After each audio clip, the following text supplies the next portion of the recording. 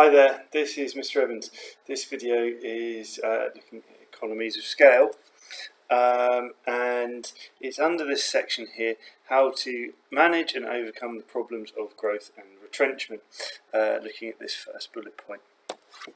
So, first thing to do is make sure we understand what we mean by economies of scale.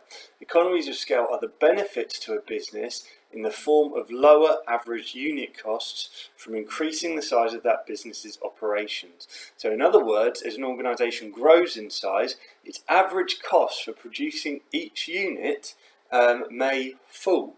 So it might help if we look at this visually. This is a diagram to show an average cost curve. And on the vertical axis here, we have got the average unit costs in whatever unit of currency that we're using. And on this axis here, we've got the quantity of output, so how many units are produced. And you can see that initially a business might face is producing Q1 units of output, a relatively low unit of output. Its average cost for producing each unit may be fairly high. But if a business can grow and expand and produce Q2 units of output, the average cost falls to average cost 2. Each unit is becoming cheaper to manufacture the more units that we produce. And that continues, that falling average unit cost continues to the point here where we get to approximately the lowest production point that we can. We've expanded our production, we've grown in size all the way to Q3 here, which would be known as the minimum efficient scale, the MES, the minimum efficient scale, the smallest size that we can benefit from this lowest, most efficient average cost. So, okay, so that's what the average cost curve looks like. We benefit from economies of scale up to this point here. So why does that happen? Well, you need to be aware of at least 3 economies of scale, although there are several more. The first type of economy of scale is a purchasing economy of scale. Now you will know from your life experiences when you go to a supermarket and you buy a larger quantity of stuff, the average cost for each unit falls, the average price of each unit falls. In other words, I don't know, I don't really drink it, but I guess a can of Coke costs around 70p per can if you buy it individually. If you buy a 6-pack of Coke, the average price for each can of Coke would fall to maybe 40 or 50p. The more you're buying, the cheaper each unit becomes. Well, it's exactly the same with businesses. Suppliers want to sell their stuff, want to sell their product. So the more you're buying, the more willing they are to offer you a discount so they can secure that sale and get the money in. So bigger businesses become more powerful with their suppliers. They're more likely to be able to negotiate discount or longer period of trade credit, which reduce average costs. A big business is also more likely to be able to be more demanding from their suppliers in terms of demanding like specific designs or with particular delivery arrangements. If you're a really powerful buyer from a company, you can start to make some demands of them which will cut your costs. You can maybe ask them to do some of your manufacturing for you so that maybe the supplies when they arrive are in a more advantageous position to you, and you can begin the manufacturing process further along than you could before, further cutting your costs. So purchasing economies of scale, really, really important as an organisation grows in size, leading to lower average costs. Technical economies of scale occur when a large organisation can afford more advanced, more sophisticated technology. The better the technology, the lower the average cost will be, the more efficient that technology will be. This might be in the form of inventory management, for example, using barcodes to to know how much inventory that they've got, and they can be more efficient in terms of, we don't need to manually calculate that anymore. It's all being done automatically on a computer. We cut the costs of and the time involved in recording that stock. I was hearing somebody being interviewed on the radio the other day. They've got a laser that has got a beam that is about as hot as the surface of the sun. Now that would probably be very useful, very efficient in cutting metals, etc. In certain manufacturers, but obviously that piece of equipment is going to be very, very expensive, and not every business will be able to afford it. But if you could afford it, I expect it would save you an awful lot of time in the traditional manufacturing process. So we have lower average costs because we can do things far more efficiently with better technology. In terms of the third type of economy that you need to be aware of is managerial economies. And bigger organisations can afford to pay specialist employees for particular roles. If you think of a very small business,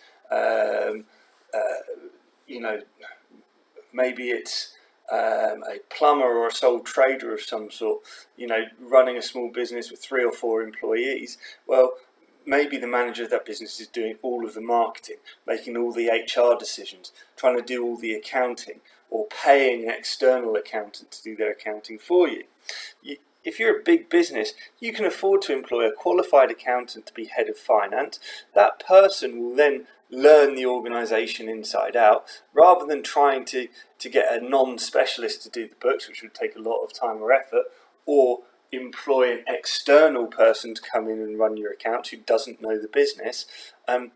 This employee is going to have a really good understanding of the business. They're going to be a specialised accountant. They'll be able to do that job much more efficiently, and so average costs will fall.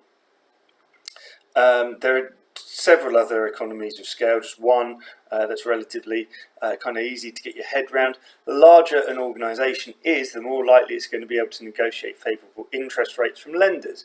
Banks, when they loan money, want to make sure that money comes back.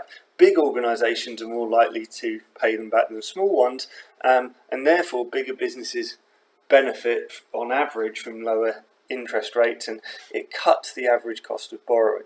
So all of these economies of scale lead to lower average costs as we increase in size. But you will notice that our average cost curve actually begins to slope back upwards. We might have some period of time at producing this minimum efficient scale, this low price here.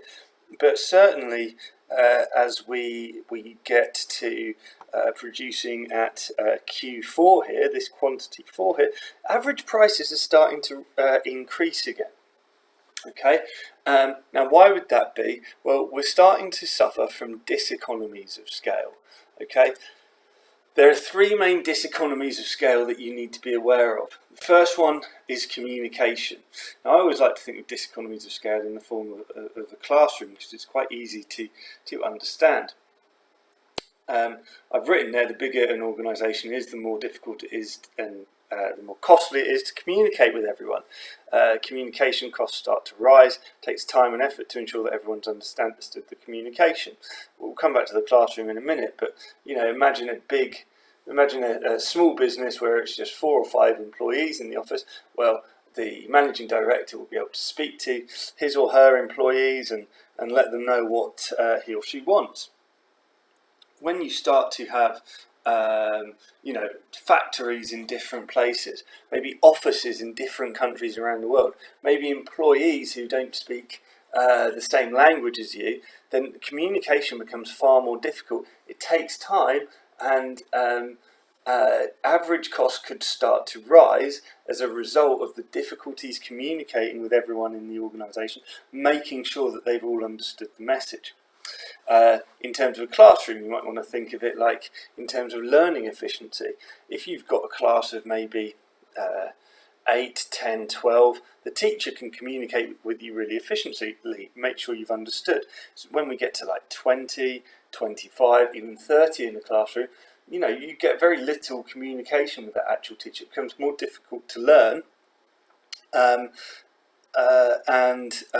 we can see that might become a diseconomy of scale. As a result of these difficulties communicating, it can also become difficult to coordinate everyone. In a large organisation where we've got people maybe in different offices around the world, we're trying hard to communicate with them, make sure messages get through, but everybody needs to be working towards the same corporate goal, and coordination can be far more difficult where we've got maybe people with their own ideas on how to run the business, or they're not getting the same messages, or they're not understanding the same messages. Making sure everyone's working towards the same goal can be a real challenge for large organisations, and coordination is a problem. Also, it's far more difficult to change strategy as well in a large organisation. If you're trying to change strategy because the current one isn't working well, you need to communicate that new strategy, redesign people's jobs. In a small business, that process of kind of changing strategy is far, far easier.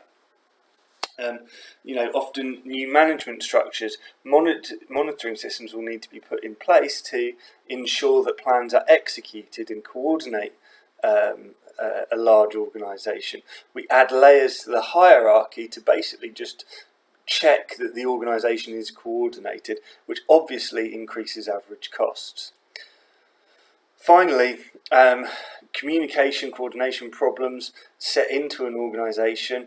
The organisation is potentially becoming more centralised, where we've got, like I say, junior managers checking that decisions are being implemented, trying to coordinate the organisation. Well, this might be demotivating for employees. They may feel that they've been disempowered, or they feel like a small cog in a large machine.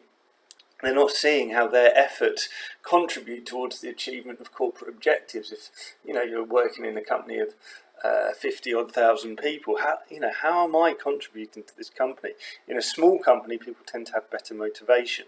So these three diseconomies of scale all lead to rising average costs, and we can define diseconomies of scale as the disadvantages of growth in the form of higher average costs. And these are three that it would be good to remember. In an essay, if you're talking about the advantages of growth, well, these are evaluation points that you could use to talk about the disadvantages of growth. And is growth beneficial to all companies? Well, it would depend on where we are on the average cost curve. If we're producing at AC2 and a business is looking at growing and expanding from Q2 to Q3, yes, it would be beneficial for this business to grow inside. If a business is already producing at Q3, would it be beneficial for them to grow? Well, potentially not. We might end up at Q4 where diseconomies of scale have set in and average costs rise to AC2.